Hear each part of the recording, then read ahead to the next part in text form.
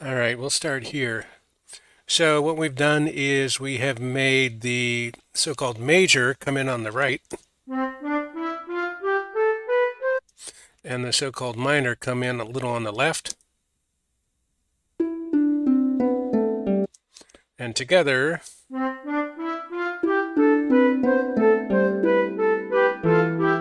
we get the nice stereo effect. Ladies and gentlemen, this is a recap of Composing for Change, Part 38, Iterated. We re-entered by reflecting that simplicity keeps engaging our attention, experimenting, experimenting, and experimenting until it sounds right.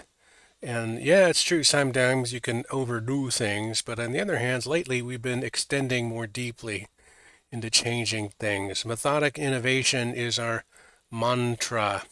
Clarity directed, movement directed by clarity, rather.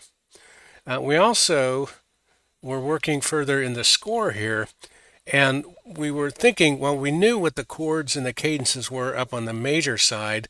And then when we reflected everything down to the bottom, the minor, we know that every function stays the same. A statens goes to a statens, a tonic goes to a tonic, an urge goes to an urge, a dominant goes to dominant. However, we didn't just reflect it, we dropped it. We dropped it by 3 tones, as it says right there.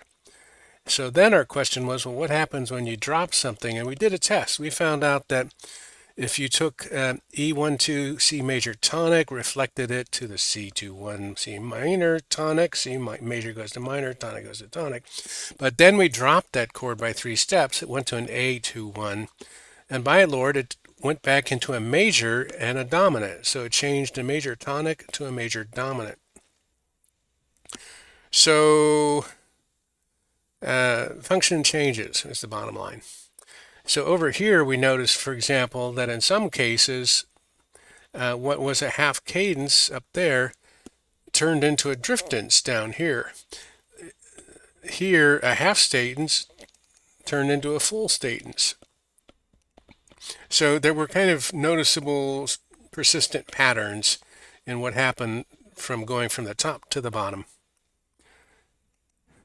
Then we went back and put back in the flute and the harp, and we decided to further follow our guideline of keeping the upper and the lower separated. The flute is at the top, the harp is at the bottom.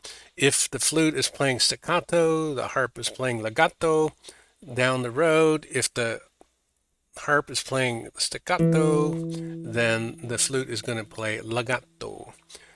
And so we have been consistent with that. And then finally, we updated our animation to, we tweaked it basically. We've got the stars working correctly. They've got a lot more blur and a lot more flow in the glow. Plus, we're using that stereo version with the Reaper. So what we're going to do is play the updated animation for you. And that will bring us home. As usual, we'll make it a little bit bigger.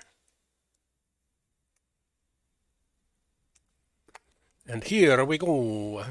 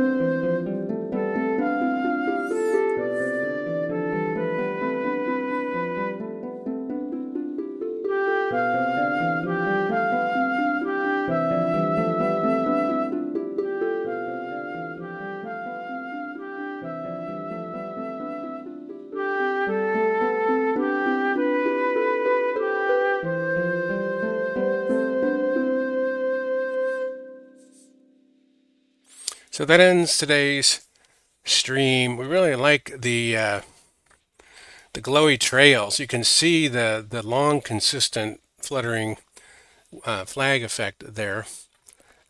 We also like adding a little bit of stereo pan so our ears and our brain feels a little more spread out, kind of horizontally, even as vertically we're watching things go spread out vertically.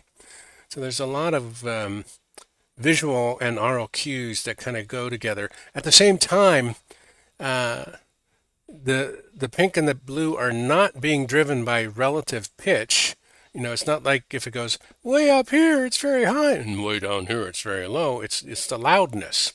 But what we've done is we've driven the blue by its loudness just going down instead of up. So really, it's loudness that's being cued by the vertical separation. And loudness a little bit is where the pink runs ahead of the blue, which is new. We weren't doing that until today. And we also like that we cleaned up our score. We got rid of a lot of the extraneous chart junk, and now it's a pretty clean, consistent looking thing. And our ideas for next time are to make an updated score video and the animation video and go ahead and post those. We pretty much feel we're complete with Simplicity One Offset Duet. Shout out to Mr. Spats who showed up again. We appreciate you. Tune in next time to see what happens. Do take care. Do come back and do keep on streaming.